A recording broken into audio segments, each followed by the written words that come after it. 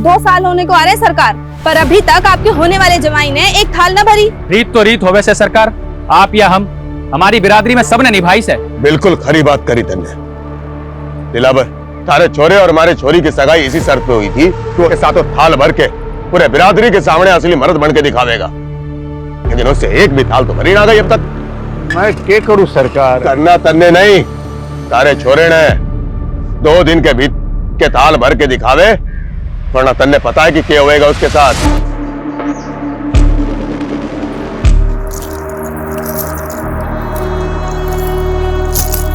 जिंदगी में कुछ कर गुजरने वाले ना इतना ज्यादा नहीं सोचते। अगर मेरी सोच तुम्हारे लिए मायने नहीं रखती है, इससे अच्छा है कि हम अपने रास्ते बदल लेते हैं। क्या? मैंने तेरा 2 साल इंतजार किया और तुम मुझसे कह रहा हम अपने रास्ते बदल ले? जो काम पिछले 2 साल में नहीं कर पाया, वो 2 दिन में कर लूंगा। करना पड़ेगा, क्योंकि मैं तेरे बिना नहीं जी सकती। और अगर कोई दूसरा रास्ता होता। दूसरा रास्ता है, लेकिन तुम उस रास्ते पे चलना ही नहीं चाहती। मैं अपने पापा की मर्जी के आगे मजबूर हूँ। और मैं अपने उसूलों के आगे मजबूर हूँ। इससे अच्छा है कि तुम मुझे भूल जाओ।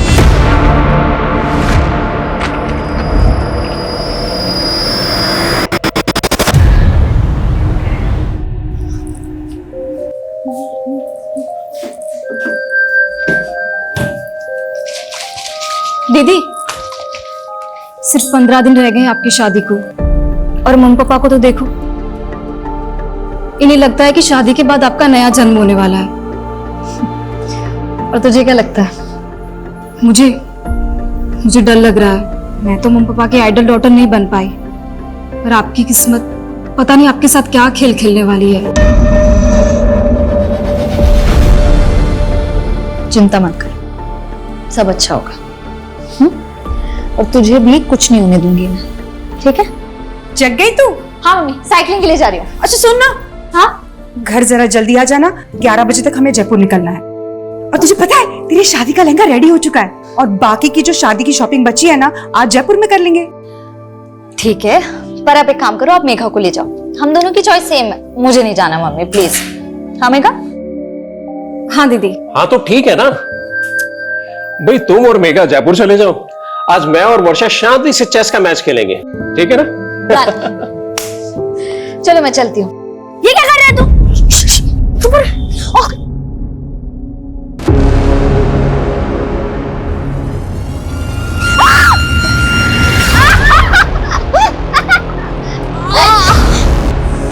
सॉरी दीदी, ये सब विहान ने। वर्षा, अरे ऐसे कैसे गिर गई? दीदी ऐसे कैसे गिर गई? दीदी ये तुम दोनों की शरारत है ना? हाँ, रुको, तुम्हारी मम्मी को बताती हूँ अभी मैं। रुक जाओ। मेघा छोड़। मिताली देख तेरे बच्चों की करतूत। अरे मम्मी छोड़ो ना, बच्चे हैं, ठीक हूँ मैं। अरे बच्चे हुए तो क्या हुआ? तुझे चोट लग जाती तो? अरे हाँ दीदी, आप बिल्कुल ठीक कह रहे हो। कियान, ये क्या किया तुमने? हाँ मम्मी, मैंने कुछ नहीं किया, ये सब विहान का प्लान था। कियान, तुम हर बार अपनी सारी गलतियां विहान पे डालते, तो सुधरते क्यों नहीं हो? छोड़ो, ऐसे नहीं करते, बच्चे करते हैं, कोई बात नहीं, ठीक हूँ मैं।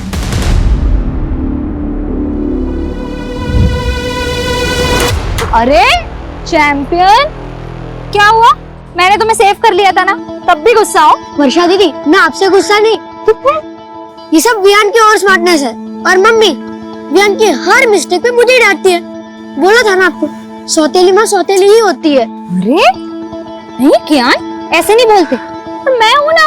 पर आप तो शादी करके अपने हस्बैंड के पास चली जाओगे, क्या आप मुझे अपने साथ नहीं ले जा सकती हो? अगर पॉसिबल होता ना तो जरूर ले जाती, लेकिन तू जानता नहीं है अभी मैं कितनी दूर जाने वाली हूँ। पर आपका फ्यूज तो थोड़ा ही दूर रहता है। तू नहीं समझेगा अभी कि मैं कहाँ जाने वाली हूँ।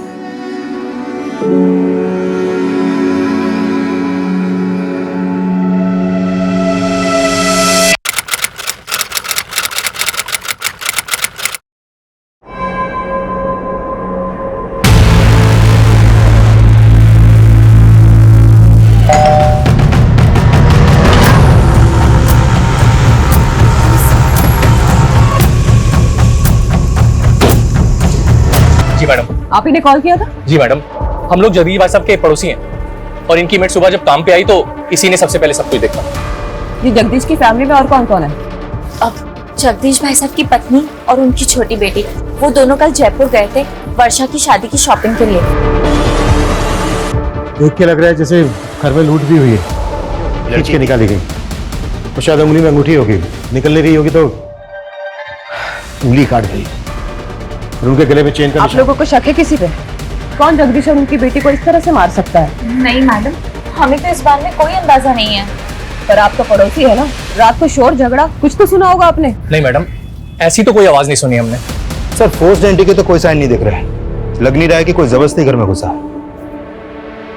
कहीं ऐसा तो नहीं है कि एंगल पर्सनल है और इसे लूट की शक्ल देने की कोशिश की गई है? एक काम करो, घर अच्छे से स्कैन करवाओ और फोरेंसिक बुलवाओ। साहब सर जगदीश की पत्नी और छोटी बेटी कल रात जयपुर में थे, रास्ते में पहुंचते होंगे। ठीक है सर, ये देखिए, सर बच्चों के खेलने वाला वॉकी टॉकी मिला है, खून के निशान है इस पर।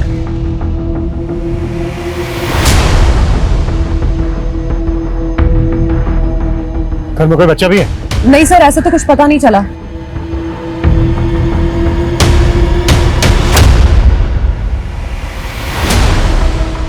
ये लोग कौन है? सर ये पड़ोसी है, इन्होंने हमें कॉल किया था। अरे रुकिए, अरे रुकिए, रुकिए, रुकिए, रोको उनको, रोको इन्हें, रुकिए, रोको उनको, सर हमारे बच्चे, सर हमारे बच्चे गायब हैं। आपके बच्चे गायब है मतलब?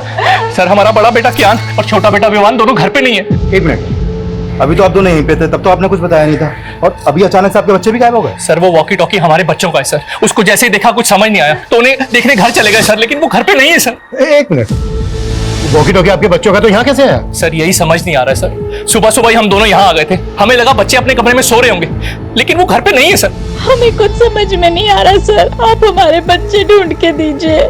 सूरज, एक बार फिर घर अच्छे से चेक करो, क्विक। साहब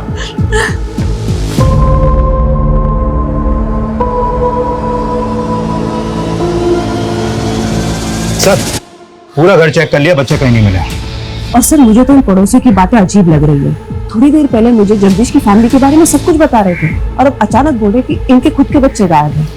सर कहीं ये लोग ड्रामा तो नहीं कर रहे? मतलब क्राइम सीन पर बच्चों के वॉकी टॉकी देखते इनको अचानक से अपने बच्चों की याद आ गई। ये लोग ड्रामा कर रहे हैं, तो हमें पता करना होगा इनका और इनके बच्चों का इन मर्डर से क्या लेना था। आप लोगों को शक है किसी को? कुछ समझ में नहीं आ रहा, पता नहीं ये सब कुछ कैसे हो गया। आपके जो ये पड़ोसी हैं जो अभी भी गए, कैसे लोग हैं? आपको इन पर कोई शक वगैरह? ये लोग, आप ऐसा क्यों पूछ रहे हैं? ये इत्तेफाक हमें काफी अजीब लग रहा है कि आपके पति और आपकी बेटी का मर्डर हुआ और उनके साथ ही इनके दोनों बच्चे गायब भी हो गए। उन दोनों बच्चों का आपके घर आना जाना था क्या? हाँ, वर्षा दीदी को वो काफी पसंद थे। आपकी वर्षा और जगदीश के साथ आखिरी बार बात कब हुई? रात को 9, साढ़े 9 बजे उनसे बात हुई थी, तब तो सब कुछ ठीक था। पता नहीं रात में क्या हो गया। मैडम यही कियान और वियान का रूम है, रात को दोनों यहीं सोए थे। आपने रात में आखिरी बार कब देखा था बच्चों को? रात को 10:30 बजे वो बिस्तर पे चले आते, मैं खुद उन्हें यहाँ सुला कर गई थी।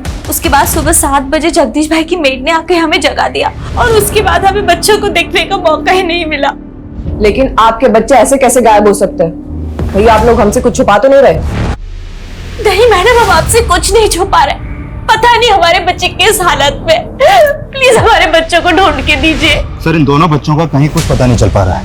आस पड़ोस में ऐसा कोई भी विटनेस नहीं मिला है जिसने बच्चों को या फिर किसी संदिग्ध को यहाँ पर देखा हो। एक तरफ एक ही फैमिली के दो लोगों का मर्डर और लूट, और दूसरी तरफ इसी मोहल्ले के दो बच्चों का गायब होना। ये क्रिमिनल का मकसद मर्डर और लूट ही था या फिर बच्चों को गायब करना? नहीं मैडम, हमारी किसी से कोई दुश्मनी नहीं है। हो सकता है आपके बच्चे किडनैप हो गए और आपको फिरौती के लिए कॉल आया। मैडम मेरी एक छोटी सी दुकान है, ना मेरी खुद की कोई प्रॉपर्टी है और ना मेरी कोई बड़ी जायदाद है, कोई क्यों मेरे बच्चों को किडनैप करेगा?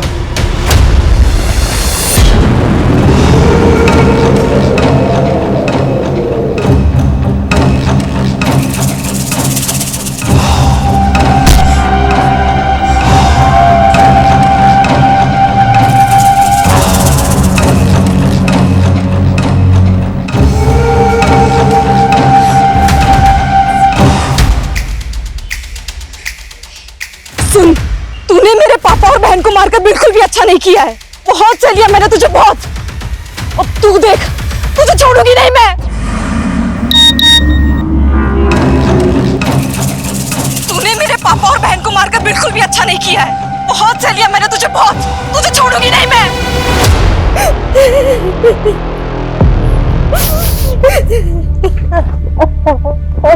वियान, देखो मैं तुम दोनों के लिए क्या लाया हूँ। वाह पापा, वियान बहुत बुरा है। पता है ये कैसे प्रैंक करने की बात करता था? अरे चुप चुप, बोलना अरे लड़ो मत। लड़ता तो वियान है, आज वियान की वजह से मम्मी ने मुझे मारा। तुम दोनों भी ना पापा दुकान से आने की शरारत करनी शुरू कर दी। चलो जाओ अपने कमरे में, चलो जाओ। ताली, कल किस बात पे मारा था तुमने कियान को? तुम जानते हो अभिषेक कि दोनों बच्चे कितने शरारती है, ऐसी कोई बड़ी बात नहीं थी। लेकिन एक बच्चे के लिए हर छोटी बात बड़ी होती है, और कियान और रियान में तुम हमेशा से फर्क करती आई हो।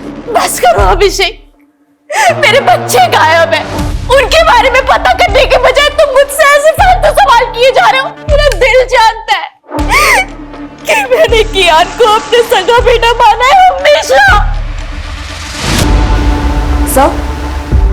सर मैंने कियान और वियान के पेरेंट्स के फोन सर्विलेंस पे डाल तो दिए, लेकिन सर लग नहीं रहा ये किडनैपिंग का मामला है। और दोनों फैमिली किसी पे शक भी नहीं जता रही है। सर एक बात है, ये कियान और वियान सगे भाई नहीं थे। बड़ा बेटा कियान अभिषेक की पहली बीवी से था और अभिषेक ने मिताली से दूसरी शादी की है। हाँ, लेकिन इस सब का इन केसेस से क्या लेना देना? सर ये अभिषेक बहुत मामूली सी दुकान चलाता है और उसने वो भी गिरवी रखी है। वही वर्षा की फैमिली बहुत रिच है और वर्षा की शादी की वजह से उनके घर में गहने, पैसे, जेवर काफी थे और ये बात अभिषेक की फैमिली को अच्छे से पता थी। तो तुम्हारे कहने का मतलब यह है कि अभिषेक और मिताली ने लूट के इरादे से इतना बड़ा कांड किया और उन पे किसी को शक ना हो इस वजह से अपने बच्चों के गायब होने की कहानी बना रहे हैं। सर इस एंगल में इन्वेस्टिगेशन करके देखना तो चाहिए। सर जब हम घर सर्च कर रहे थे तो वर्षा के मेडिकल पेपर्स मिले हैं, काफी सरप्राइजिंग है। वर्षा को लीवर कैंसर था। वर्षा को लीवर कैंसर था? हाँ सर, और ये बात मैंने उसके डॉक्टर से भी कंफर्म की। सर ऐसे केसेस में मरीज का बचना थोड़ा मुश्किल होता है। हाँ, वर्षा को कैंसर था। हम पूरी कोशिश करके उसे बचाना चाहते थे। हमें क्या मालूम था किस्मत उसे इतनी बुरी मौत देगी। ये वर्षा को कैंसर होने वाली बात आप लोगों को कब पता चली? वर्षा के रिश्ते से पहले या रिश्ते के बाद? डॉक्टर को जरूर कोई गलतफहमी हुई है। वर्षा की उम्र ही क्या है, उसको कैंसर कैसे हो सकता है? यही सच है उदिता, डॉक्टर की बातें सुन के तो मैं खुद डर गया हूं।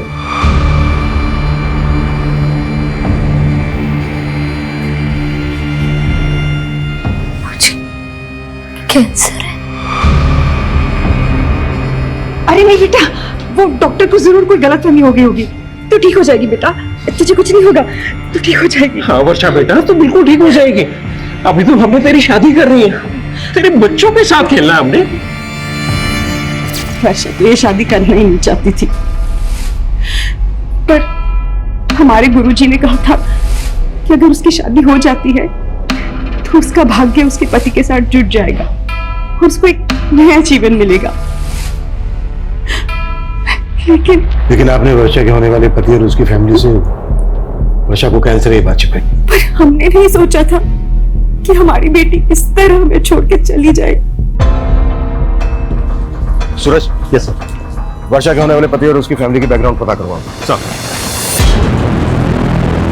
सवाल ऑब्वियस है, कहीं वर्षा के होने वाले पति और उसकी फैमिली को पता तो नहीं चल गया था कि वर्षा को कैंसर है?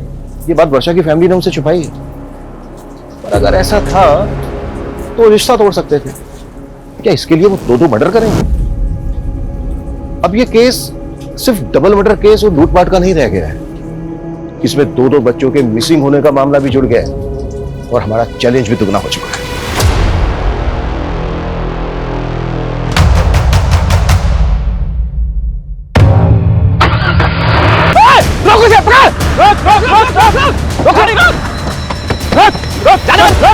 निकल बाहर।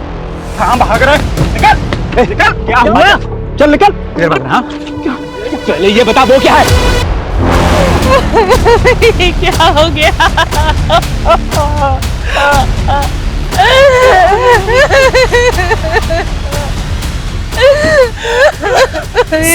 ये देखिए। सुबह से हमसे बोल रहे थे कि बच्चे गायब है, बच्चे गायब है, और ये अपने बच्चे की डेड बॉडी अपनी वैन के नीचे छुपा के रखी है। ये आप क्या बोल रहे हैं सर? मेरी कुछ समझ में नहीं आ रहा सर। लेकिन हमारी सब कुछ समझ में आ रहा है। फिर घर में लूट की, और जब ये सब कुछ बच्चों ने करते हुए देख लिया तो फिर बच्चों को भी मार डाला। ये आप क्या बोल रहे हैं सर? फिर तूने अपनी बहन यहाँ पर छुपा के क्यों रखी है? मैं तो रोज ही गाड़ी यहाँ पार्क करता हूँ। जिसने भी मेरे बच्चे को मारा होगा जानबूझकर मेरी ही गाड़ी के नीचे बॉडी छिपा दी होगी। अब तेरी पोल खुल गई तो तू कहानी बना रहा है।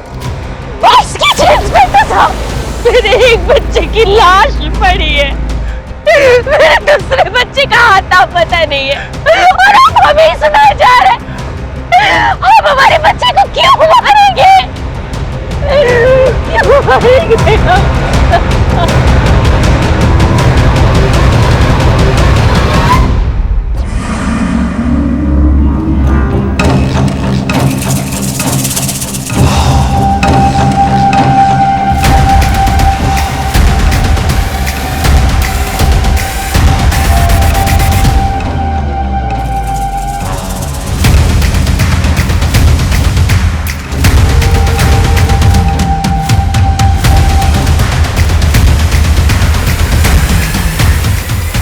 इन मियां बीवी पे बिल्कुल भरोसा नहीं कर सकते। एक मिनट, ये बड़ा बेटा क्या ये सौतेला था ना मिताली का? हाँ सर, सौतेले बेटे की लाश मिली है और सगे बेटे का कुछ पता ही नहीं चल रहा। तो पता करो। सुबह 2 लाशें मिली हैं और अब ये तीसरी लाश बच्चे की। पूरा घर स्कैन करो और ये भी चेक करो कि ये किस किस के कांटेक्ट में है। अगर इस समय ये लोग शामिल हैं तो उन्होंने चोरी का माल कहीं छुपा के रखा होगा। Yes sir. सर, अभी अभी थाने से यादव का कॉल आया था। वर्षा का फोन अभी भी एक्टिव है, और जब यादव ने वर्षा के नंबर पे कॉल किया तो उसका फोन उसकी छोटी बहन ने उठाया। मतलब वर्षा का फोन मेघा के पास है। What? तुम जयपुर गई थी ना मेघा? जी। तो फिर वर्षा का मोबाइल फोन तुम्हारे पास कैसे आया? सर आप गलत समझ रहे हैं। मैं जब जयपुर गई थी तब मैंने खुद ने ही वर्षा दीदी से उनका फोन मांगा था। क्यों? सर मुझे वर्षा दीदी के फोन का कैमरा पसंद था और फोन पूरी रात मेरे पास ही था। हमने वर्षा के कॉल रिकॉर्ड चेक किए तो हमें पता चला कि वो किसी मनीष नाम के लड़के से काफी बात करती थी। ये कौन है मनीष? वो सर दीदी का फ्रेंड था। तो वर्षा की शादी तो सुमित से होने वाली थी, तो ये मनीष वर्षा का नॉर्मल फ्रेंड था या? देखो कुछ भी छिपाना मत हमसे। दीदी दीदी ये क्या सुन रही हूँ मैं? आपको लड़की वाले देखने आ रहे हैं? मम्मी पापा को मना नहीं कर पाई। मना नहीं कर पाई मतलब? आप तो मनीष को प्यार करती है ना? हाँ, तुमने मम्मी पापा को बताया कि तुम मनीष के साथ शादी करना चाहती हो? बताया ना? बोलो ना। देखा, मैं ना मनीष से शादी करना चाहती हूँ ना किसी और से, पर मैं क्या करूँ? मम्मी पापा का दिल नहीं दुखाना चाहती जाने से पहले। जाने से पहले मतलब? मुझे तो यकीन ही नहीं हुआ कि दीदी को कैंसर है। सर, दीदी मनीष को झूठी होप्स नहीं देना चाहती थी,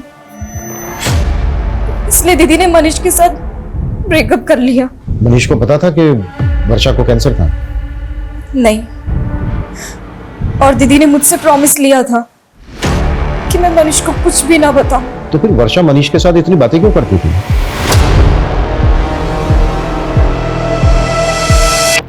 मुझे मालूम था तू मुझे छोड़ ही नहीं सकता। अरे तू रो रहा है? तुझे तो खुश होना चाहिए कि अपना रिश्ता 1 नहीं 2 नहीं बल्कि 4 कदम आगे बढ़ गया है।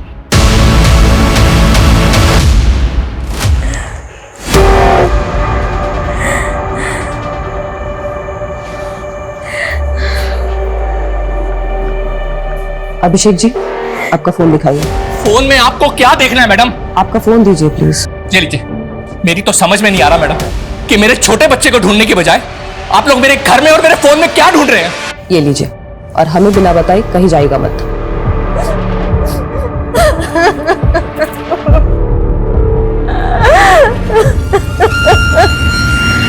तो मनीष का फोन कल रात वर्षा के घर पर ही एक्टिव था। हो सकता है कि वो वर्षा से बदला लेना चाहता हो, क्योंकि वर्षा उसकी बजाय किसी और से शादी करने वाली थी। बुलाओ इस मनीष को। और अब मेरी वर्षा की मदद से बात हुई। उनका कहना है कि पहले उनके साथ जयपुर वर्षा जाने वाली थी, लेकिन बाद में मेघा उनके साथ गई। मतलब अगर वर्षा जयपुर जाती तो उसके फादर के साथ वर्षा का नहीं? मेघा का मर्डर था? पॉसिबल है। और सबसे अटपटा यह है कि मेघा जयपुर वर्षा का फोन लेकर क्यों गई? सूरज, कहीं कुछ ऐसा तो नहीं है कि इसके पीछे कोई ऐसी कहानी है जिसे अभी तक हम समझ नहीं पा रहे हैं?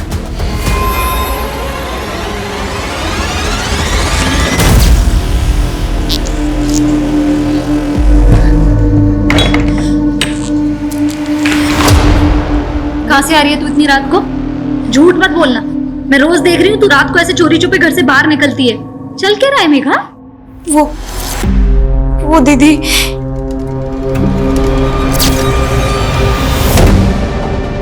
मुझे माफ करना दीदी। मेरी वजह से आप और पापा। जितना टाइम लेगा ना सच कबूल करने में, उतनी ज्यादा दिक्कत होगी तुझे। सर मैं वर्षा से प्यार करता था सर, उसे मारने के बारे में सोच भी नहीं सकता। झूठ मत बोल। रात के 1 बजे तक तेरा मोबाइल फोन वहीं पर एक्टिव था। एक लड़की तुझे रात को अपने घर बुलाएगी, वो भी तब जब उसके फादर घर पे है। 15 दिन बाद उसकी शादी होने वाली है। पता है तुझे ना क्यों कहा था उसने? नहीं सर। क्योंकि कैंसर था उसको। वो नहीं चाहती थी कि शादी के बाद तू खो दे उसको, और तूने मार दिया उसको। ये क्या बोल रहे हैं आप सर? उसने मुझे बताया भी नहीं सर। उसे कैंसर था। अब अगर तुझे पछतावा हो रहा है तो सच कबूल कर ले कि तूने ही मारा है उसको, जबकि उसने तेरा कभी बुरा नहीं चाहा। सर मैंने भी वर्षा का कभी बुरा नहीं चाहा सर।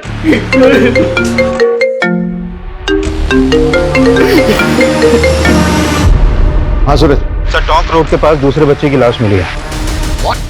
सर विहान की लाश देख के लग रहा है कि इसका मर्डर भी कल रात को हुआ है, लेकिन सर विहान की लाश वर्षा और चांद के घर से करीब 1 किलोमीटर दूर टोंक रोड पे मिली है। तो हो सकता है कि इसका मर्डर कहीं और किया गया हो और फिर बॉडी को यहाँ पे लाके डंप कर दिया गया।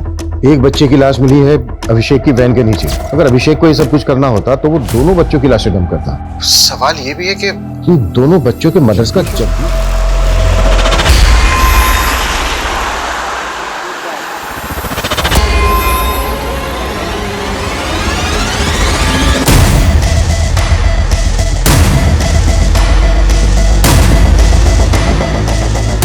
आओ आरती।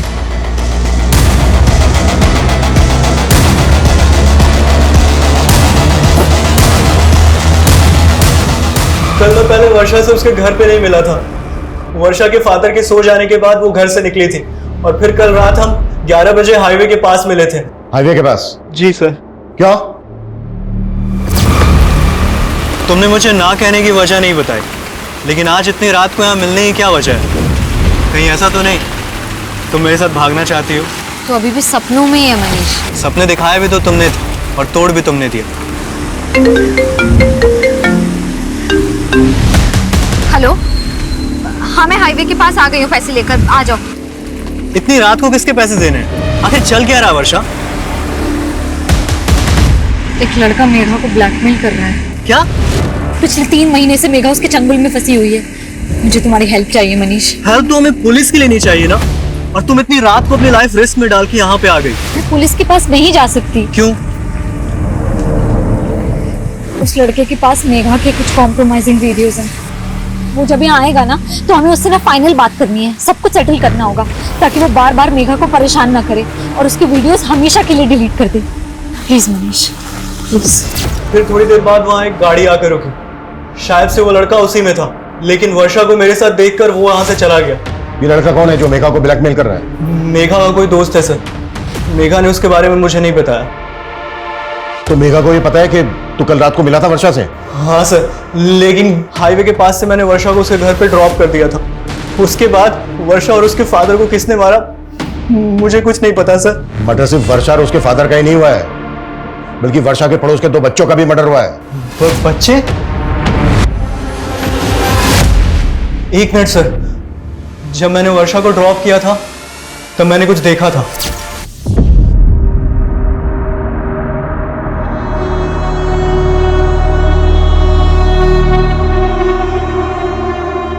ये बच्चे थे? हाँ सर, यही दोनों बच्चे थे। क्या कर रहे थे वहां पर? नहीं मालूम सर। मैं आपको सच बताने की हिम्मत नहीं कर पाई, पर मुझे सुबह से ही लग रहा था कि उसी ने दीदी और पापा को मारा होगा। कौन है वो लड़का? देवांश। कौन देवांश? सर मैं उसे एक पार्टी में मिली थी, वहां मेरी उससे दोस्ती हुई थी और एक दिन उसने मेरी ड्रिंक में कुछ नशे की दवा मिला दी और सर मेरा रेप कर दिया। और सर उसने मेरा वीडियो बना लिया। मैंने तुझ पे भरोसा किया और तूने मेरा रेप किया। और ये वीडियो डिलीट कर ये वीडियो। डिलीट हो जाएगा, डिलीट तो हो जाएगा, पर पैसे लगेंगे वरना वायरल हो सके। सर मैं पिछले 3 महीनों से उधार मांग कर उसको बहुत पैसे दे चुकी हूँ और एक दिन वर्षा दीदी को ये सब बातों का पता चल गया। पहले क्यों नहीं बताया मेघा? रो मत। हाँ? दीदी मैं बहुत डर गई थी। चिंता मत कर, मैं जानती हूँ अच्छे से ऐसे लड़कों को कैसे हैंडल करना है ना, मैं देखती हूँ। रो मत। और सर कल रात को भी उसने मुझसे पैसे मांगे थे और दीदी ने मुझे जयपुर भेज दिया और बोला कि वो सब कुछ यहाँ हैंडल कर लेंगी। मुझे बिल्कुल भी नहीं मालूम था सर कि दीदी और पापा के साथ ही ये सब हो जाएगा। ठीक है, संभालो अपने आप को और इसका हमें मोबाइल नंबर, एड्रेस, पूरी डिटेल्स दो। सर मैं उसको पार्टी में मिली थी, मेरे पास बस उसका फोन नंबर है।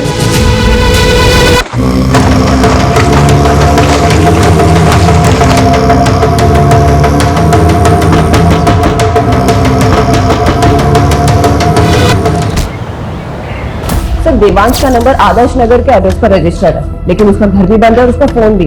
हमने उसका लुकआउट नोटिस जारी करवा दिया है। गुड सर, गौतम नगर में और एक फैमिली का मर्डर हुआ। व्हाट? हो क्या रहा है?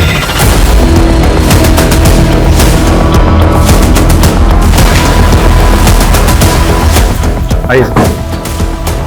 तो ये पड़ोसी ने बताया कि इनके ज्यादातर रिश्तेदार आउट ऑफ कंट्री हैं और ये गुलशन भी किसी गल्फ कंट्री में काम करता था। अभी कुछ दिन पहले ये यहाँ आया था। मॉडस ऑफ ऑपरेंडी बिल्कुल एक जैसी है। जिस तरह से वर्षा और उसके फादर को मारा गया, उनके घर में लूट की गई। लगातार 2 रातों में 2 क्राइम्स, वो भी एक ही तरह से।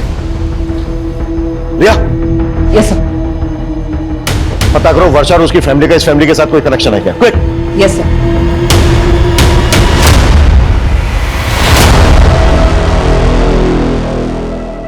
सब क्या आप पुराने गहने खरीदते हो? हाँ, कैसे गहने? सोने के? दिखाओ।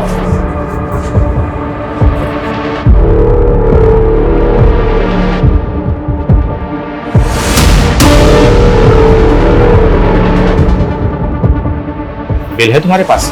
अरे नहीं साहब, पुश्तैनी गहने हैं। अच्छा, अभी दुकान में नगद कम है, मैं इंतजाम करता हूँ। तुम तब तक इंतजार करो, चलेगा ना? चलेगा साहब, चलेगा। सर मैंने वर्षा की मदर और सिस्टर से बात की, लेकिन वो दोनों भी इस फैमिली के बारे में कुछ भी नहीं जानती। लेकिन मुझे स्ट्रांगली फील हो रहा है कि दोनों क्राइम्स में एक ही तरह के क्रिमिनल्स इन्वॉल्व हैं।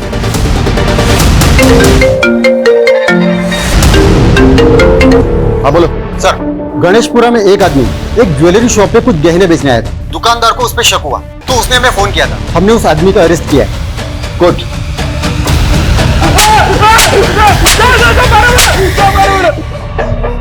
साहब मैंने चोरी नहीं करी साहब, आप बेवजह परेशान कर रहा साहब। झूठ बोलता है साहब चोरी नहीं करी साहब। अगर तूने चोरी नहीं की तो इतने महंगे गहने कहां से आए तेरे पास? साहब मैं तो कबाड़ा बेचता हूँ साहब, कबाड़ी खोज में इधर उधर गया था, मेरे को तो पड़े हुए मिले थे रास्ते में साहब। पड़े हुए मिले तुझे? पड़े हुए मिले? इतना बड़ा कांड करके बैठा है तू। अब ये बोल। साहब मैं तो गरीब आदमी हूँ साहब, मेरे को तो बस रास्ते में पड़े ही मिले थे साहब। ये नौटंकी ऐसे नहीं खुलेगा।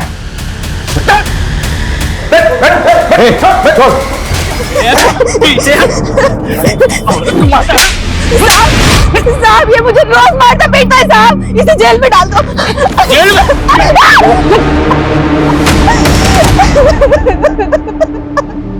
सर, इतना पिटने के बाद भी ये आदमी यही बोल रहा है कि इसे गहने रास्ते में पड़े मिले। पिछली 2 रातों में 2 फैमिलीज को टारगेट किया गया। झूठ बोल रहे हैं। सूरज एक काम करो, वर्षा की फैमिली से गहनों की पहचान करो। सर साहब छोड़ दो ना साहब, साहब अपनी मारूंगा अपनी बेमिनी को। साहब छोड़ दो ना साहब, छोड़ दो साहब, साहब साहब छोड़ दो ना साहब, साहब छोड़ दो ना साहब। साहब साहब चाय पिला दो साहब। चाय चाहिए? साहब इसको चाय पिला दो साहब और मुझे दारू पिला दो साहब। अरे तू चुप कर। साहब चाय ना दे सको तो कम से कम चद्दर दे दो साहब। साहब साहब चाय पिला दो साहब, ठंड लग रही है साहब, चद्दर दे दो। ये गहने देख के बताइए कि ये उन्हीं गहनों में से हैं जो आपके घर से गायब हुए? ये तो वर्षा की चेन, कंगन और बाली है। झूठ बोल रहा है? जरा ताला खोल। कैसा? उन्होंने बड़ी नींद हराम कर रखी और तुमने सोने दिया इसको? ऐसा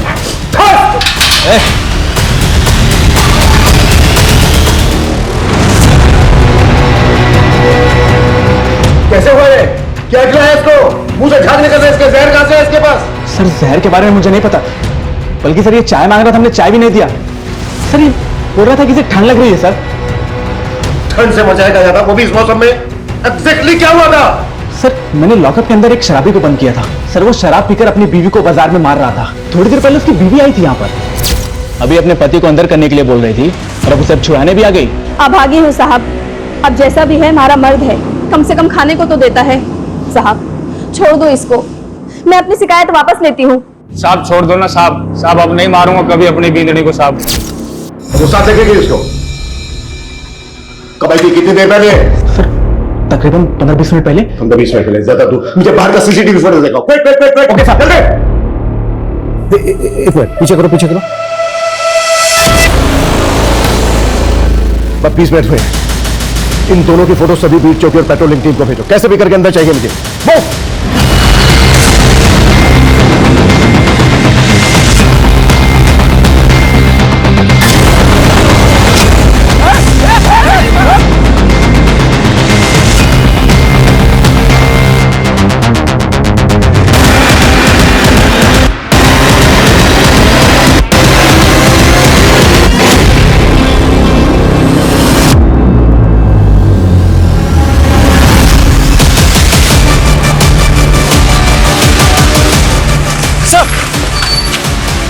सब इस तरह।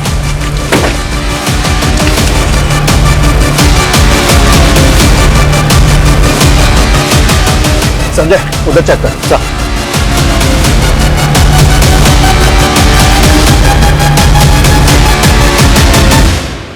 देख अब हम इनसे बच नहीं पाएंगे। तू कबीले पहुंच, मैं इनका ध्यान भटकाता हूँ। आप अपना ध्यान रखना। मैं ख्याल रखूंगा, तू पहुंच।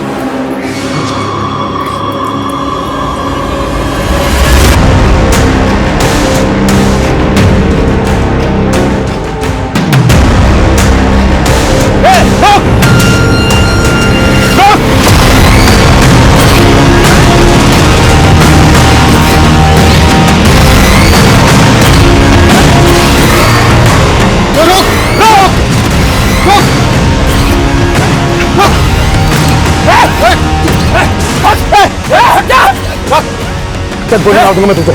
चल मार दूंगा मैं। चाकू नीचे रख, चाकू नीचे रख। देख गोली मार दूंगा मैं तुझे।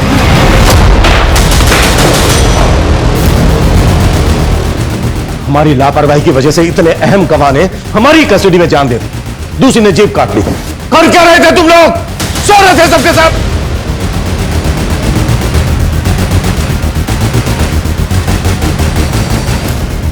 ये कोई आम लोग नहीं है, बहुत खतरनाक गिरोह है।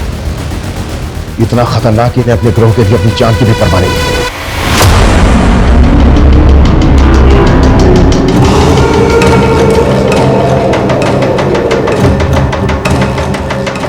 सूरज पता करो फिलहाल अपने एरिया में कौन कौन से गैंग एक्टिव है। सर उस आदमी के साथ जो औरत थी उसे वर्षा की मदर ने आइडेंटिफाई किया। सर वो 1.5 साल पहले उनके घर में एक मेड का काम करती थी। कौन है वो? एड्रेस क्या उसका? सर 1.5 साल पहले वो काम करती थी, इसलिए उन्हें बस उसका नाम याद है, कजरी। लेकिन सर मुझे नहीं लगता उसका नाम कजरी होगा। गुलशन की फैमिली से कोई कनेक्शन उसका? सर अभी तक तो ऐसा कुछ मालूम नहीं चला। ये किसी लूट मार करने वाले गैंग का काम है। इनका एक जैसा है वो। इस गैंग की कोई औरत या आदमी लोगों के घरों में काम करते हैं, उस परिवार की सारी जानकारी इकट्ठा करते हैं और फिर उसे लूट के लिए टारगेट करते हैं। सर एक बात मुझे समझ में नहीं आ रही है, ये कजरी ने 1.5 साल पहले काम करना बंद कर दिया था, फिर अचानक से मतलब सरप्राइजिंग नहीं है कि 1.5 साल बाद इन्होंने वर्षा की फैमिली को टारगेट किया। सूरज इन सवालों का जवाब ढूंढने का टाइम नहीं है फिलहाल हमारे पास। हमें जल्द से जल्द ये पता लगाना होगा कि ये लोग किस गैंग से ताल्लुक रखते हैं पिछली 2 रातों में इन्होंने 2 फैमिली को टारगेट किया है। हो सकता है आज रात ही किसी तीसरी फैमिली को टारगेट करें। उससे पहले हमें इन्हें रोकना होगा। Clear sir? क्या पता नहीं चला? सर कांस्टेबल यादव का अभी तक कुछ पता नहीं चला।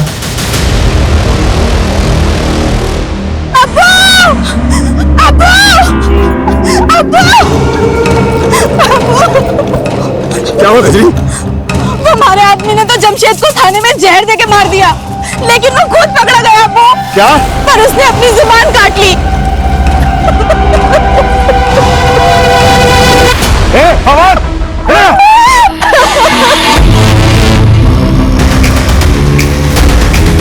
सुना तुमने? एक हमारा दामाद हुआ, गिरोह की पोल ना खुले इस वास्ते अपनी जबान काट ली। और एक तू है। पिछले 2 सालों में ऐसी जितनी भी लूट और मर्डर की घटनाएं घटी हैं, उन सब की रिपोर्ट मुझे मेरे टेबल पर चाहिए। चल से चल। यादव का कुछ पता चला? नहीं सर, एक टीम गई उस डायरेक्शन में, लेकिन अभी तक कोई अपडेट नहीं आया। उसकी फोन लोकेशन ट्रेस करवाओ, क्विक। Okay sir. सर दोनों विक्टिम को लाठियों से पीटा गया था और दोनों के ही सर के घाव पर लकड़ियों के टुकड़ों के ट्रेसेस मिले और उसके ऊपर मस्टर्ड ऑयल थे। Mustard oil? हाँ सर, मैंने ऐसे गैंग के बारे में सुना है जो बॉडी पर मस्टर्ड ऑयल लगाकर लूट और मर्डर्स की घटनाओं को अंजाम पहुंचाता है। इस गैंग के लोग बॉडी पर मस्टर्ड ऑयल इसलिए लगाते थे ताकि इन्हें कोई पकड़ने की कोशिश करे तो ग्रिप ना करे। पिछले साल भरतपुर में इस गैंग के लोगों ने कई घटनाओं को अंजाम पहुंचाया, लेकिन सर इससे पहले तो अपने एरिया में ऐसी कोई वारदात नहीं हुई। आमतौर पर इस गैंग के लोग शहर के आउटस्कर्ट्स में आकर बस जाते हैं। आई थिंक 7 मारू नाम था इस गैंग का। सूरज, शहर का जितना भी भारी एरिया है सब जगह अपनी टीम भेजो, quick. Sir Sanjay. Sir Yadav ji का फोन नेटवर्क में नहीं है। शिवगढ़ के जंगलों के पास उनका फोन लास्ट एक्टिव है। शिवगढ़?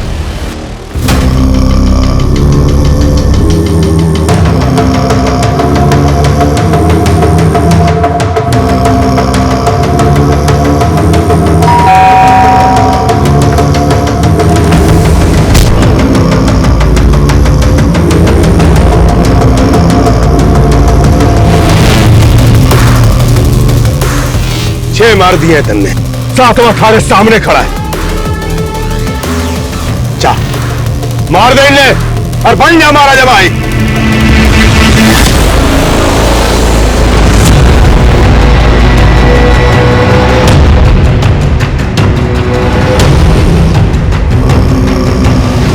मार फवाद, इसको मार।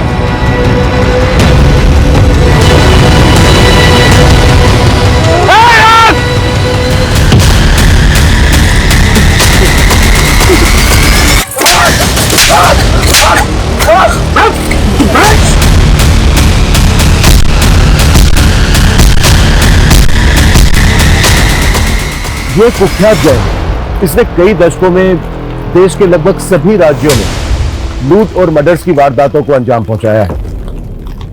ये इस गैंग के समुदाय का एक छोटा सा टुकड़ा है जिसको हमने गिरफ्तार किया है।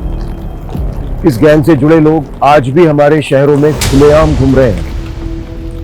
इनके लोग फेक पहचान और नाम के साथ डोमेस्टिक हेल्पर बनकर लोगों के घरों में काम करते हैं, उन परिवारों की जानकारियां इकट्ठा करते हैं और मौका मिलते ही वारदातों को अंजाम पहुंचा देते हैं। इसलिए बेहद जरूरी है कि जब भी आप किसी को अपने घर पर काम पर रखें, उससे पहले उसकी पुलिस वेरिफिकेशन जरूर करवाएं। और यदि आप अपने घर के आसपास किसी अनजान या संदिग्ध व्यक्ति को देखते हैं तो उसे नजरअंदाज ना करें। आपकी ये सतर्कता सिर्फ आपको ही नहीं, दूसरों को भी बचा सकती है। जय Hind.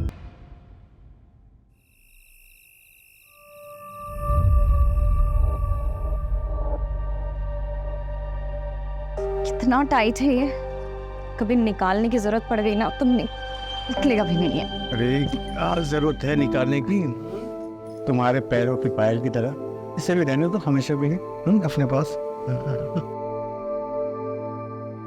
Thank you so much. Thank you से काम नहीं चलेगा, मुझे रिटर्न गिफ्ट चाहिए।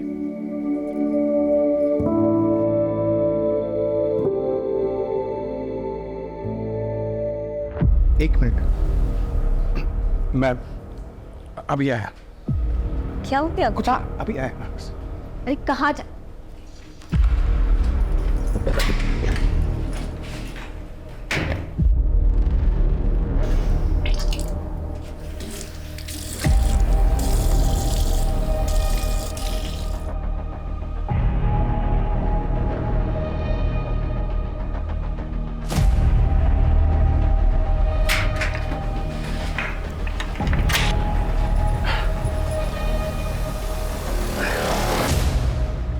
ये क्या खाते रहते हो आप?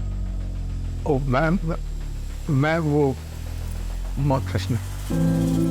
Mouth freshener.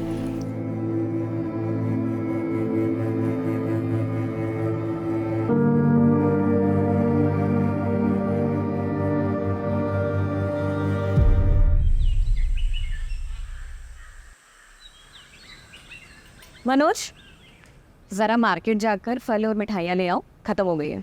ठीक है। जल्दी आना, लेट मत करना। हाँ भाभी।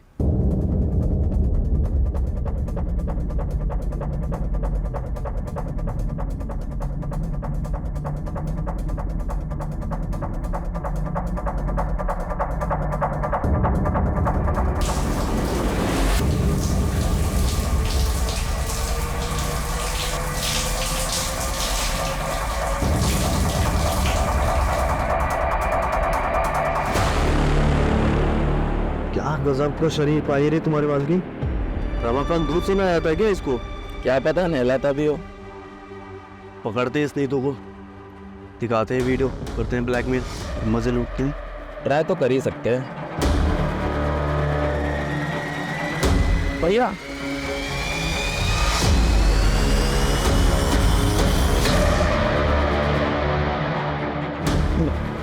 अंकल भैया, भैया सुनिए तो, मैं खाता नमक खिलाया और तुम मेरे से नमक खावे की। अगर आप ऐसा करेंगे तो आप जेल चले जाएंगे। चलेगा फिर क्या होगा मेरा और हमारे इस होने वाले बच्चे का? आपके होते हुए ये लोग मेरे साथ ये सब कर रहे हैं। आप नहीं होंगे तो ये मेरे साथ पता नहीं क्या क्या करेंगे। और इस बच्चे, क्या ये सच है? मैं बाप बनने वाला हूँ।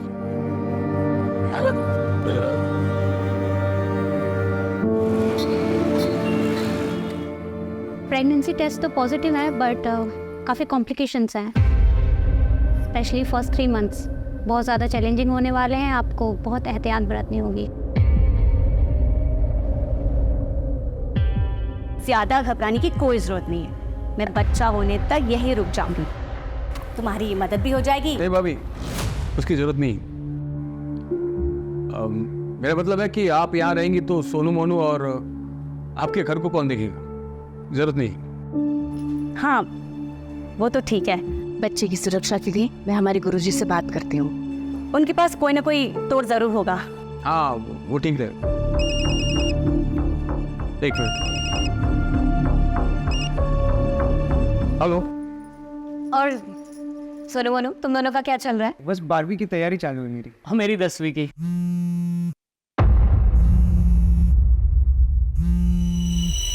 अब अच्छी बात है, पढ़ाई ही चलनी चाहिए।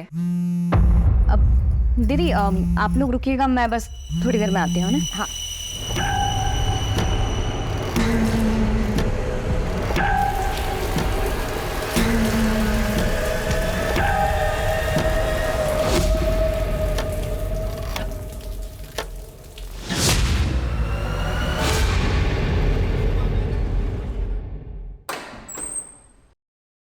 अरे ऐसे बिना बताए कहाँ चले गए थे तुम? अब ये इसके लिए गई थी मैं, ये सोनू मोनू के लिए कपड़े लेने के लिए। ये लो। अरे हम लगे इसकी क्या जरूरत थी? अरे दीदी जरूरत तो थी। ये जो पैसे भेजते हैं उसमें तो घर का खर्चा ही बहुत मुश्किल से हो पाता होगा ना। और मैं समझती हूँ कि जब बच्चे बड़े हो जाते हैं तो उनकी जिम्मेदारियाँ और उनकी ज़रूरतें भी बढ़ जाती है, जो कि पूरी होनी चाहिए। थैंक यू सो मच चाची। शुक्रिया चाची। पसंद आए? बहुत ज़्यादा। ओम सर्वे भ्यो देवे भ्यो स्वाहा जदक्षरम पदम रष्टम मात्राहीनम चतुकृतम एवं ज्ञात्वा महादेवी यथा योग्यम तथा कुरु माता च पार्वती देवी पिता देवो महेश्वर बांधवा से भक्ताश्च स्वदेशो भोलत्रयम। अब यह पूजा संपन्न हो गई। आप इस कलश को लेकर दक्षिण दिशा की ओर पड़ने वाले सबसे पहले पीपल या बरगद के वृक्ष के नीचे रख दीजिएगा और 108 बार प्रभु का नाम लीजिएगा। उसके बाद वापस आ जाइएगा। परंतु ध्यान रहे, इस कलश को लेकर जाते वक्त चाहे कुछ भी हो जाए, पीछे पलट कर नहीं देखना है। जी पंडित जी। इस विधि से पूजा करने से आपके बच्चे पर आया हुआ संकट टल जाएगा। अच्छा तो मैं चलता हूँ।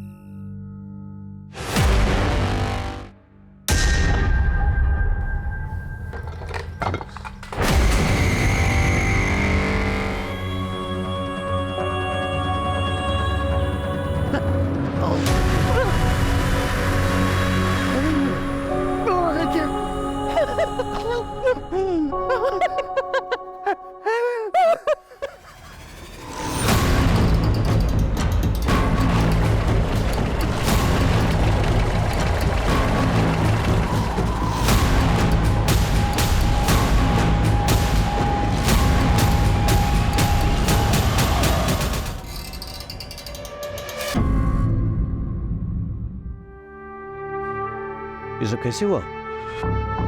सर, रात को हमारे घर में पूछ रही थी, पंडित जी के आदेश अनुसार मैं वो बोले कि नारियल लेके बरगद के पेड़ में रख के आओ, मैं चला गया सर। 2 घंटे बाद देखा घर की तलाशी नहीं। चल सर, देख के तो लगता है कातिल ने अपना गुस्सा निकाला है। लेकिन सर, एक बात मुझे समझ में नहीं आ रही, इतनी बेरहमी से मारा गया है तो मरते वक्त जाहिर सी बात है ये औरत तड़पी होगी, चिल्लाई होगी। आसपास पड़ोसियों में से किसी ने कुछ नहीं सुना, ऐसे कैसे हो सकता है? पहले से मारा गया, हाथ पैर काटे गए। लेकिन सर, हाथ पैर क्यों काटेंगे फिर? क्या इन्होंने अपने हाथ पैर में कुछ पहन रखा था? मैं देखा था सर, वो उनके हाथ में सोने के कड़े और पैरों में पायल थे।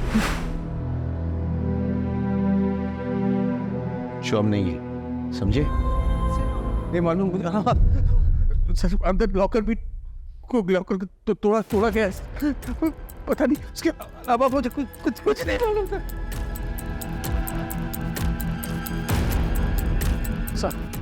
सर, दरवाजे पर कोई भी फोर्स्ड एंट्री के निशान नहीं है सर।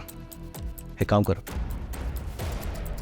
पूरे घर की तलाशी लो, मर्डर वेपन ढूंढो, आसपास के इलाके हमको छान मारो, पूछताछ करो, फॉरेंसिक को खबर दो और लाश का पोस्टमार्टम होना चाहिए। हाँ बस।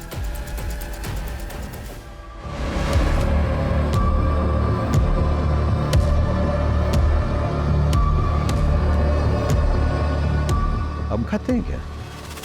जी सर। ये पीक आपकी है? ये तो मेरे कल वो छवि ने तो पर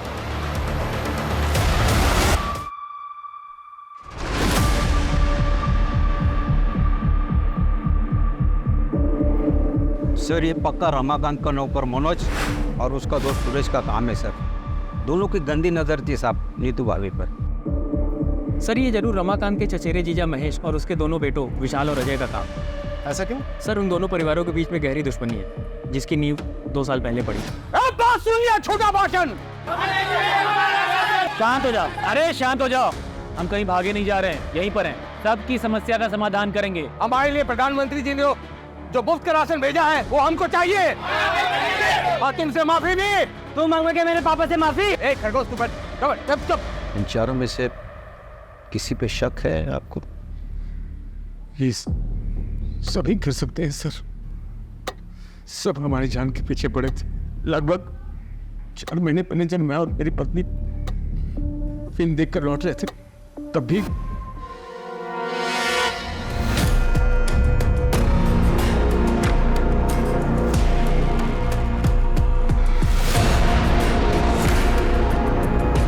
पंकज, फॉरेंसिक टीम को बुलाओ और ये सारा सामान कस्टडी में लो और इन एविडेंस को जांच के लिए भेजो। सर, जो चाकू हमें मिला है वो रमाकांत के घर का ही है सर। रमाकांत ने खुद कंफर्म किया है और साथ ही सर वही मर्डर वेपन भी है, क्योंकि उस चाकू पर जो ब्लड के ट्रेसेस मिले हैं वो नीतू के ब्लड सैंपल से मैच करते हैं। लेकिन सर, उस चाकू पर कोई भी फिंगरप्रिंट्स नहीं है। कातिल मर्डर वेपन साथ नहीं लाया, इसका मतलब मर्डर करने के इरादे से नहीं आया था, लेकिन मर्डर करनी पड़ी। और फिंगरप्रिंट्स ना मिलने का एक बड़ा कारण यह हो सकता है कि ग्लव्स या कपड़े का इस्तेमाल किया गया हो गन को पकड़ने के लिए। यूटू का जो हाल किया गया है वो किसी एक आदमी का काम तो नहीं हो सकता है। सर, मुझे भी ऐसा लग रहा है कि ये 2 आदमी का काम हो सकता है, क्योंकि सर गार्बेज में जो जले हुए कपड़े मिले थे वो 2 आदमी के ही थे। किस तरह के कपड़े? सर, जीन्स और शर्ट मिले थे और सर उनको इतनी बुरी तरीके से जलाने की कोशिश की गई थी कि फॉरेंसिक टीम को भी कुछ भी नहीं मिला सर उसमें। इलाके का सीसीटीवी फुटेज चेक किया? हाँ सर, आसपास अच्छे से चेक किया, लेकिन यहाँ दूर दूर तक कहीं सीसीटीवी नहीं है सर। सर, नीतू की प्रिलिमिनरी पोस्टमार्टम रिपोर्ट आ गई है। पोस्टमार्टम रिपोर्ट के मुताबिक उसकी मौत रात के 1 से 2 बजे के बीच हुई है। उसे पहले बेहोश किया गया और फिर उसके बाद उसके साथ रेप हुआ, लेकिन सर सीमेंट को कोई ट्रेसेस नहीं मिले। एक और बात सर, रेप के बाद गला दबा के उसे मारा गया है और फिर उसके हाथ पैर काटे गए हैं। चुप। महेश, विशाल, सुरेश, मनोज, इनका कुछ पता चला? सर सुरेश तो यहाँ का है ही नहीं, और महेश की बेटी सोनल ये बता नहीं पा रही है कि इस वक्त बाप और भाई है कहाँ। आपको पता है आपके पिताजी और भाई इस वक्त कहाँ हैं? नहीं सर, मुझे पता नहीं मेरे पापा और भाई कहाँ हैं। सर मनोज की माँ से भी बात हुई। मुझे नहीं पता मनोज कहाँ है, मुझे कुछ बता कर नहीं गया। और इन सबके फोन भी स्विच ऑफ है। राजदीप, ये कोइंसिडेंस नहीं हो सकता है।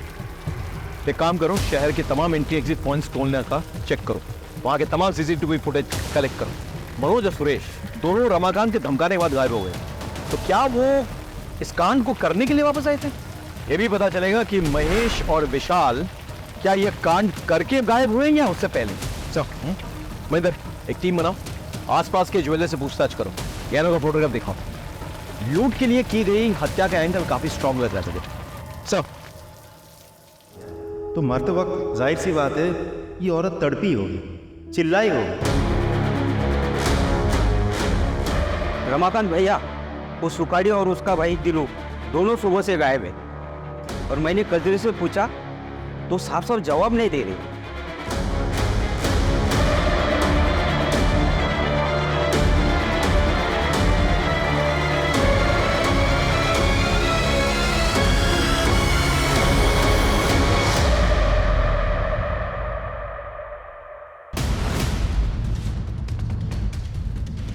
दिनो, इधर है, दिनो दिनो दिनो किधर है? ए इधर, ए इधर आ। बुला अपने पति दिनू को और उसका भाई सुकाड़ी को बुला। मुझे नहीं पता। क्या बोला? मुझे नहीं पता। ए जा अंदर देख, अंदर देख। देख क्या हो रहा है? तुम क्या कर रहे हो? मेरे घर का सामान क्यों तोड़ रहे हो? सच सच बता दो वरना तुम्हें भी नहीं छोड़ेंगे। इधर है दिनो। मैं सच बोल रही हूँ। वो सुबह से ही नहीं है यहाँ पर। सुखाड़ी भैया तो फोन रखते ही नहीं है, और बिकिन के पापा का फोन तो घर पर ही है।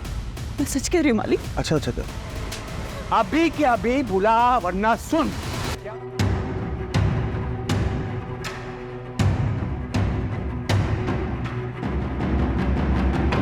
जी सर, हमने कजरी से पूछताछ कर ली है। हाँ सर, और सुखाड़ी और उसके भाई दिनू का भी पता कर रहे हैं। अरे अरे क्या हुआ? गाड़ी क्यों रोक दी? क्या हुआ? आप लोगों ने पकड़ लिया मेरी नीतू के हथियारों को? हाँ? रमाकांत शांत हो जाओ, गाड़ी में आके बैठो, हम घर तक छोड़ देते हैं। हम कोशिश कर तो रहे हैं। क्या खास कोशिश कर रहे हैं आप लोग? 15 घंटे से ऊपर हो गए मेरी बीवी को पकड़े हुए, और आप लोग को पता भी है किन लोगों ने किया, लेकिन अब तक आप लोगों में किसी को भी नहीं पकड़ पाए। क्यों होगा? हम बहुत जल्दी आपकी बीवी के हत्यारों को पकड़ेंगे, लेकिन उसके लिए हमें थोड़ा वक्त चाहिए। कितना वक्त चाहिए आपको? हाँ? वक्त। हाँ ठीक है, वक्त दूंगा मैं। तब आप छक मार के पकड़ना होगा आपको मेरी बीवी के हथियारों को।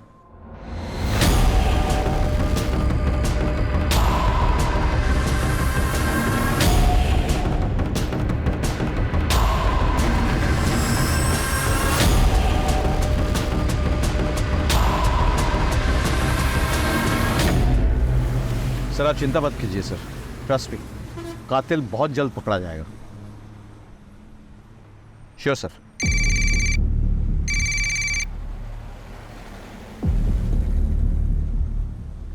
ये क्या है?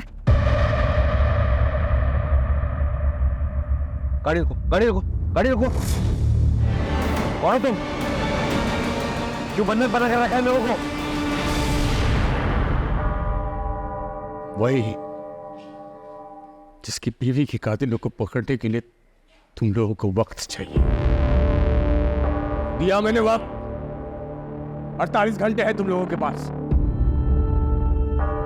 मेरी नीतू की खूनी को पकड़ के लाओ यहां, और अगर 48 घंटे में नहीं पकड़ पाया ना, तो मैं इन सबको जिंदा जला दूंगा मैं।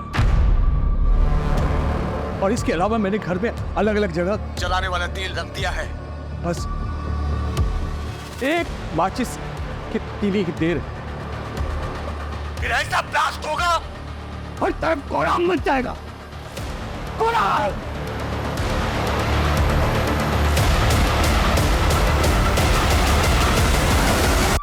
सर रमाकांत के घर के आसपास और भी बहुत सारे घर हैं।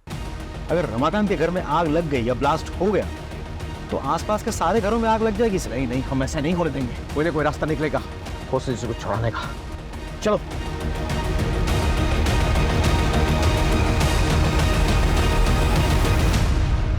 देखो, मेरा तुम लोगों को कोई भी नुकसान पहुंचाने का इरादा नहीं है। सर, आसपास के सारे घर खाली करवा दिया, लेकिन रमाकांत के घर घुस नहीं पा रहे। दरवाजे खिड़की सब कुछ बंद रखा है उसने। कोई एंट्री पॉइंट ही नहीं मिल रहा है। छत से कूद के भी नहीं जा पा रहे सर।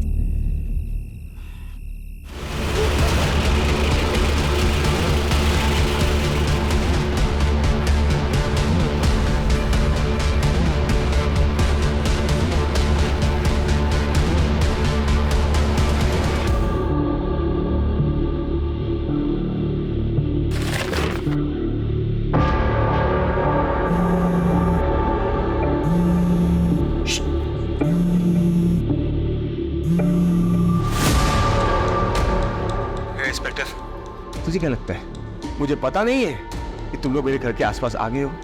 हाँ? नहीं नहीं नहीं, ये झूठ है। हम ऐसा कुछ नहीं कर रहे। मैं वार्न कर रहा हूं तुम्हें। मैं भी तुम लोगों को वार्न कर रहा हूँ कि अपनी कदम पीछे हटा दो और घर के आसपास भी मत दिखना, वरना मैं सच में ब्लास्ट कर दूंगा और तुम लाशें गिनते रहना। ठीक है, हम ऐसे करेंगे। मैं वादा करता हूँ तुम हॉस्टेज को टच मत करो। सर एक काम करें, इसे घर के पीछे के रास्ते से 1-2 आदमी चुपके से ले जाना। बिल्कुल नहीं, बिल्कुल नहीं। ये सरफिरा है, दिमाग घूम गया इसका, कुछ भी कर सकता है। हमारे पास एक ही ऑप्शन है, कातिल को निकालना। समझे कि नहीं? चलो सर।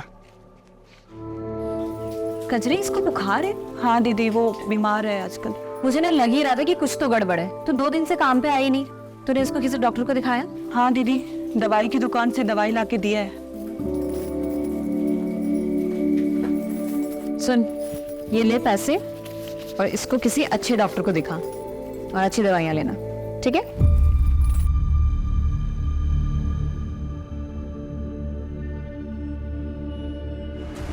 अभी अभी एक बहुत बड़ी खबर आई है। पुलिस के एक्शन से नाखुश नीतू के पति रमाकांत ने 4 लोगों को बंधक बना लिया है। और तो और पुलिस को धमकी भी दी है कि जिन 4 लोगों को उन्होंने बंधक बनाया है उन्हें वो जला डालेगा। ये क्लिप मीडिया को किसने लीक किया? मालूम नहीं सर। मालिक, पानी दे दो, मेरे बच्चे को प्यास लगी है। साहब जी, क्या वैसे साहब जी, मैं महेश हूँ, ये हमारा लड़का विशाल है।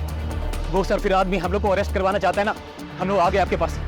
उसको बोलिए हम लोग खुद सरेंडर करने को तैयार है साहब, प्लीज हमारी सोनाली को बचा लीजिए। और सर हालांकि हमने किसी का खून नहीं किया है, लेकिन अपनी सोनाली के बचाने के लिए हम ये भी इल्जाम अपने सिर पर लेने के लिए तैयार है सर। कुछ कीजिए साहब। हेलो रमाकांत, ये दोनों हमारे हवाले में हैं। इन दोनों ने कबूल किया है कि उन्होंने नीतू को मारा है और उसके गहने चुराए हैं। अब छोड़ दो सबको। ठीक है, मैं बिल्कुल छोड़ दूंगा, लेकिन पहले इन दोनों से मुझे माफी मंगवानी है। पूरी जिंदगी ये महेश और उसके बच्चे मेरे और मेरे परिवार के खिलाफ साजिश रचते आए। अब हम तुमसे हाथ जोड़ के माफी मांगते हैं, प्लीज हमारी सोनाली को छोड़ दो प्लीज। इतनी आसानी से नहीं, पहले जमीन पर थूक फेंको, उसको चाटो, दोनों के दोनों। चलो चाटो।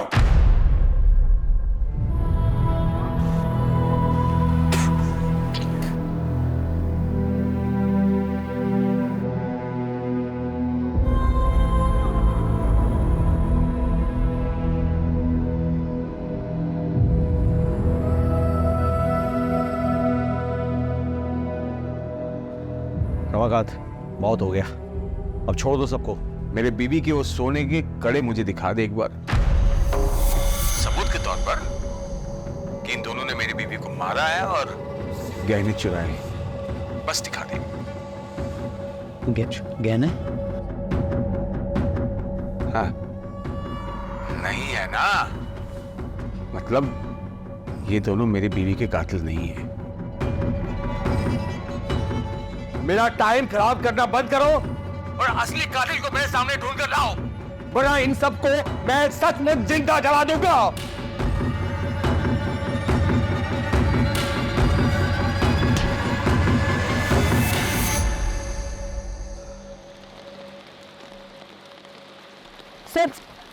सर, मुझे आपको एक बात बतानी है। कौन हो तुम? मैं समीर हूँ सर। बोलो। नीतू आंटी को मारने में महेश और विशाल शर्मा का ही हाथ है। तुम इतने दावे के साथ ये बात कैसे कह सकते हो? सर मैं सोनाली का बॉयफ्रेंड हूँ। हम दोनों एक दूसरे से प्यार करते हैं और बाद में शादी भी करने वाले थे, लेकिन नीतू आंटी ने हमें समझाया।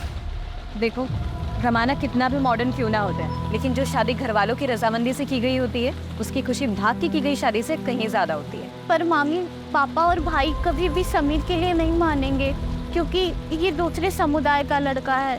फिर तो तुम लोग कोशिश तो करो, क्या पता मान जाए। और फिर भी नहीं माने तो मैं हूँ ना, मैं तुम लोगों का साथ दूंगी, ठीक है? उन्हीं की बात मानकर सोनाली ने अपने घर वालों से बात की। तब से आपके बोलने की वजह से मैंने पापा और भाई को समीर के बारे में बताया। देखो उसका अंजाम क्या हुआ है। मैं समीर के अलावा किसी और से शादी नहीं करूंगी, और ऐसी कोई नौबत आती है तो इस घर से मेरी डोली नहीं, मेरी अर्थी उठेगी। नहीं नहीं नहीं सोनाली, ऐसा कुछ भी नहीं होगा, ठीक है? मैं हूं ना। सो मुझे मेरा प्यार कब मिलेगा? मिल जाएगा, सही समय तो आने दे। और अगर ऐसे बेचैन होगे तो सब कुछ खराब भी हो सकता है। उन्होंने ना सिर्फ सोनाली को आज तक घर में बंद किया है, बल्कि नीतू आंटी को मारने की साजिश भी कर रहे थे वो। तो अब तक कहाँ थे तुम? सर मैं इंदौर था, मुझे जैसे ही इस मामले का पता चला मैं यहाँ भागा दौड़ा है।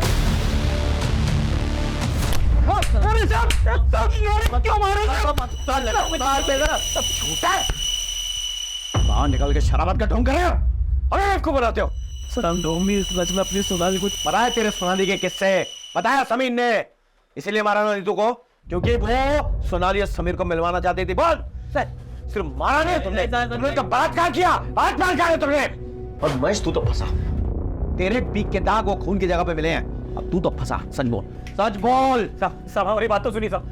अरे ऐसा हमने कुछ भी नहीं किया है। देखिए हम ये सच है कि हम नाराज थे सोनाली से, क्योंकि वो दूसरे समुदाय के लड़के से प्यार करती थी, भागना चाहती थी उसके साथ। ऊपर से उन्हीं तो उसकी मदद कर रही थे। उसका तोड़ बस यही निकाला हमने कि उसको किसी तरह से दूसरे लड़के से शादी करा के कहीं दूसरे शहर भेज देंगे, और इसीलिए हम लड़का देखने जा रहे थे साहब रिश्तेदार के। ऐसे नहीं मारेंगे, कुटाई करो उनकी और डीएनए सैंपल निकालो दोनों का।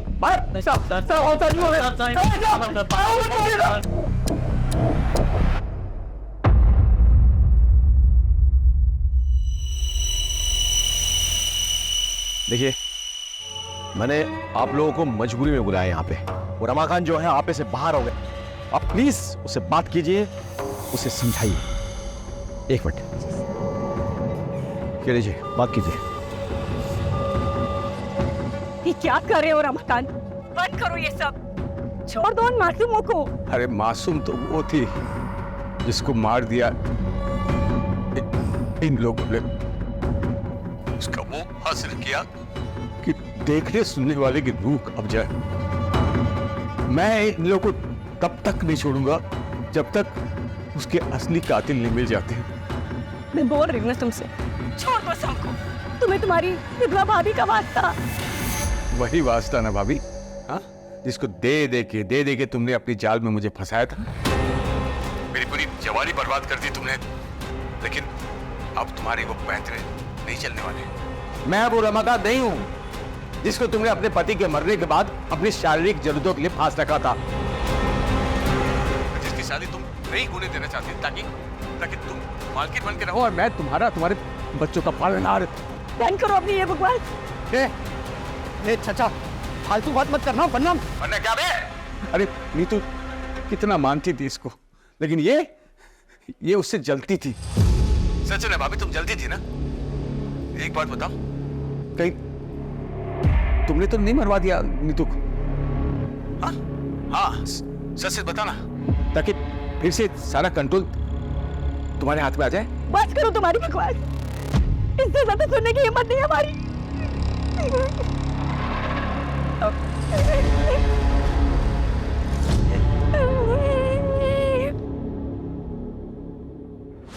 मुझे तो रमाकांत की बात सुन के अब इन पे भी शक हो रहा है।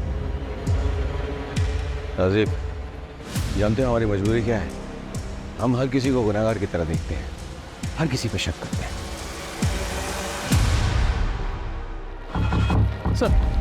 सर ये आधार कार्ड मिला है, लेकिन सर इस पर नाम और एड्रेस दोनों जल चुके हैं। अरे तो नंबर तो है ना, नंबर से डिटेल्स पता करो। Right sir, come on. Sir Suresh की गाड़ी ने अभी अभी चकिया टोल नाका क्रॉस किया है। फास्टैग से हमें लोकेशन मिली है। फैंटास्टिक। लोकल पोजीशन में खबर करो, इन्फॉर्मेशन शेयर करो, तुरंत अरेस्ट करवाओ। Right sir, come on.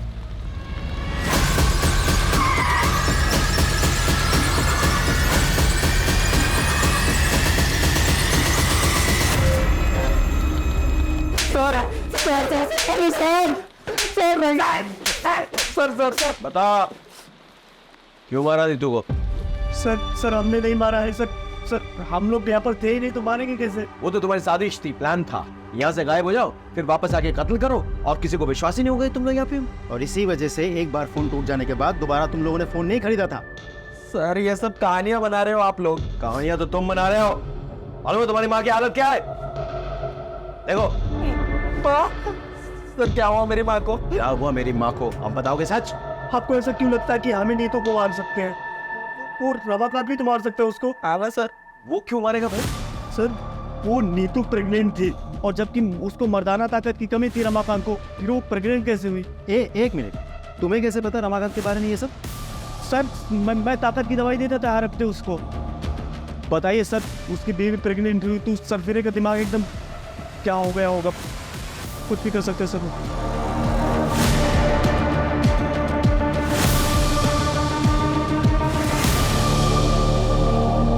Suresh और मनोज ने रमाकांत पे जो इल्जाम लगाया है, आपको क्या लगता है इस बात पे कितनी सच्चाई है? डिनाई भी तो नहीं कर सकते। ऐसा पहले भी हुआ है कि पति ने कांड किया, उसके बाद ऐसा ड्रामा किया कि उस पर कोई शक ना करे। तो फिर क्या करे सर, पता कैसे करे? क्योंकि सबके मुताबिक नीतू रमाकांत की जान है और वो खुद भी ये बोल रहा है। एक काम करे सर, रिवर्स साइकोलॉजी ट्राई करते हैं। नहीं, बहुत रिस्की हो सर, एक बार ट्राई तो करते हैं। No Rajdeep, no. इसमें हेलो, एक मिनट, हेलो।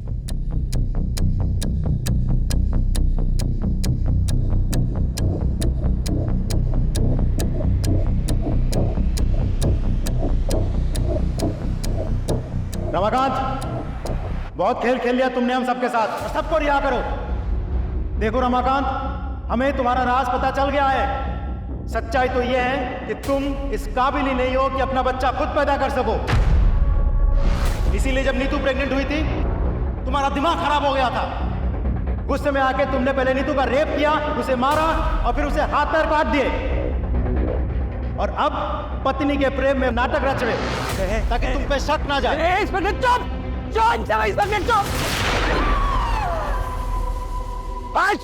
रमाकांत, सरेंडर कर दो अभी। क्या कर रहे हो तुम?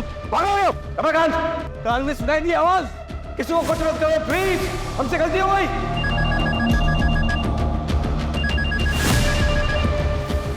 नहीं रमाकांत, ऐसा कुछ मत करो रमाकांत। अब ऐसा कुछ नहीं होगा। मुझे क्या बोल रहा था रे?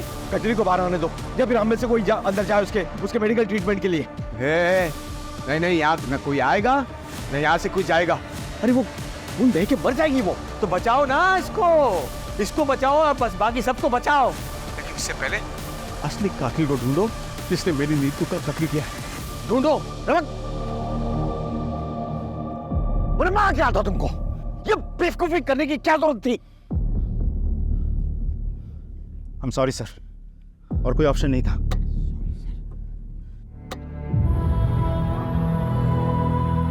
वो सब तो चलता रहता है। अच्छा ये बताओ कि खुशखबरी कब दे रही हूँ? 4था साल चल रहा है तुम्हारी शादी को, सब ठीक तो है ना? हाँ दीदी, सब ठीक है। हाँ, तो बस देर किस बात की?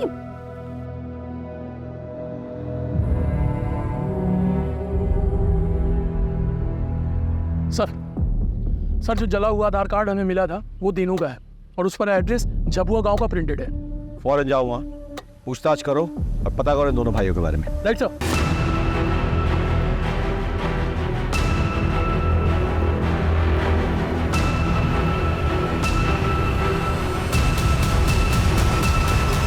अरे सर कुछ नहीं किया हमने, सर छोड़ दो।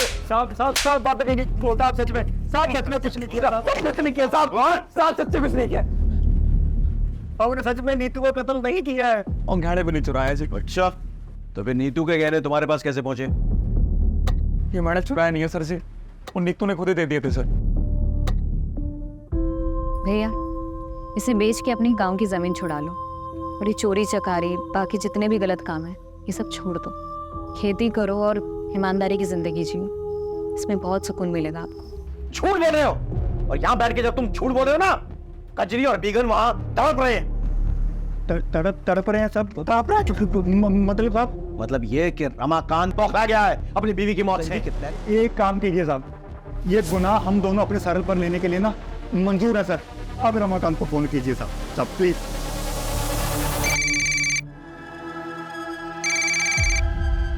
रमाकांत, हम लोगों ने कातिलों को पकड़ लिया।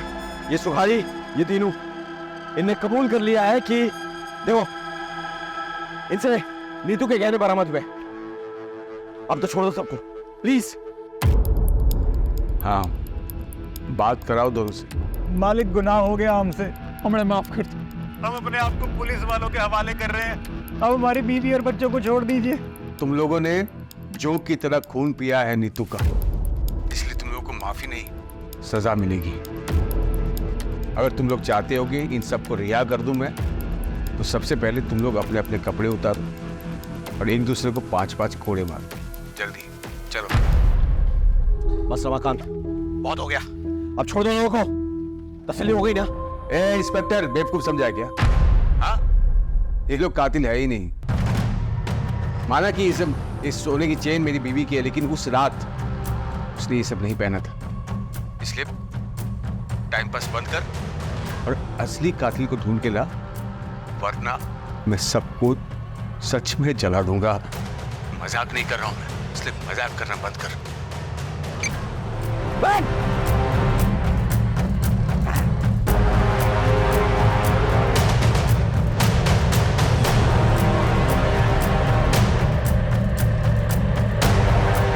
रजीब सर, इन दोनों का भी डीएनए चेक करवाओ। ये सभी लोग हमारे संदेह के घेरे में हैं, लेकिन किसी के खिलाफ कोई ठोस सबूत नहीं मिल रहा है। अब शुरुआत से शुरू करनी होगी। अगर मर्डर वेपन तो मिल गया, लेकिन इस पे कोई फिंगरप्रिंट्स नहीं मिले।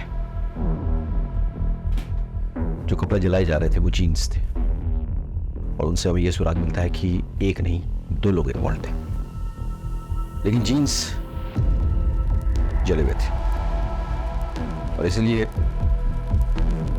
फॉरेंसिक कोई निष्कर्ष नहीं निकाल पाई। जीन्स के ये जो बटन है ना, इससे लगता है कि काफी महंगे ब्रांड के जीन्स थे। अब इतने महंगे ब्रांड के जीन्स यहाँ कौन पहनता होगा? सर, आसपास के मार्केट में पता करो कि ऐसे ब्रांडेड जीन्स कौन रखता है। शायद वहां से कोई क्लू मिल जाए।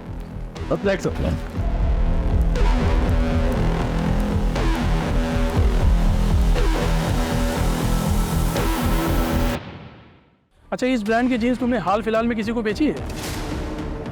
हाँ साहब, बेची है ना। काफ़ी अरसे के बाद पिछले हफ्ते 2 जीन्स बेची है मैंने। वो क्या बहुत महंगी आती है, तो यहाँ इसके खरीदार कम ही मिलते हैं। अच्छा, जिसको ये जीन्स बेची है उसकी डिटेल्स है तुम्हारे पास? एक मिनट में बिल बुक में देख के बताता हूँ। ये देखिए सर, नीतू शर्मा ने खरीदी थी अपने 2 भतीजों के लिए। छुपाने से कोई फायदा नहीं है। नीतू के गहने तुम्हारे घर से बरामद हुए हैं।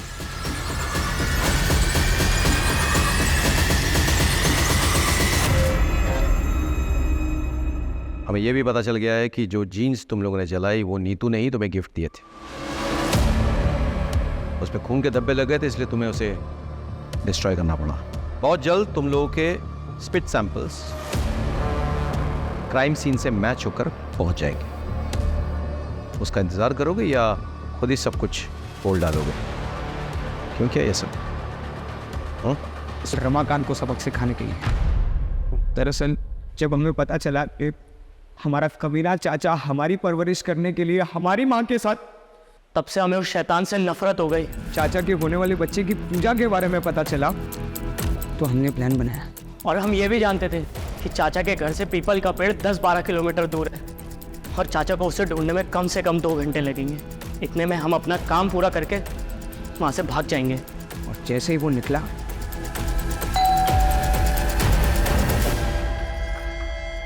अरे तुम दोनों, चलो अब आ गए तो मेरी मदद ही कर दो। इस दौरान चाची का बहुत सारा खून हमारी जीन्स पर लग गया, तो हम दोनों बहुत डर गए। इसलिए हम दोनों ने वो जीन्स जलाकर वहाँ डस्टबिन में फेंककर वहाँ से भाग गए। अपनी माँ समान चाची का बलात्कार किया तुम लोगों ने। इतनी घृणित मानसिकता तुम्हारे अंदर घर कर गई।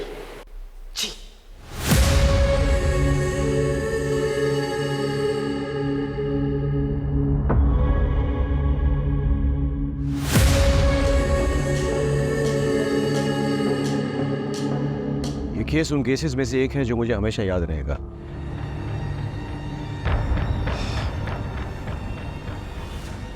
रमाकांत का अपनी पत्नी से प्रेम करना, उसकी हत्या के बाद हम पर दबाव डालना जायज था, लेकिन दबाव डालने के लिए उसने जो कोहराम मचाया, 4 मासूम जिंदगी को इतना टॉर्चर किया, उसने अपनी जिंदगी दांव पे लगा दी, क्या ये जायज था? नहीं। काश उसने हम पर भरोसा किया तो आज उसकी जगह जेल में ना होती। क्राइम पेट्रोल के ऐसे ही मजेदार एपिसोड्स देखने के लिए हमारे चैनल को सब्सक्राइब करें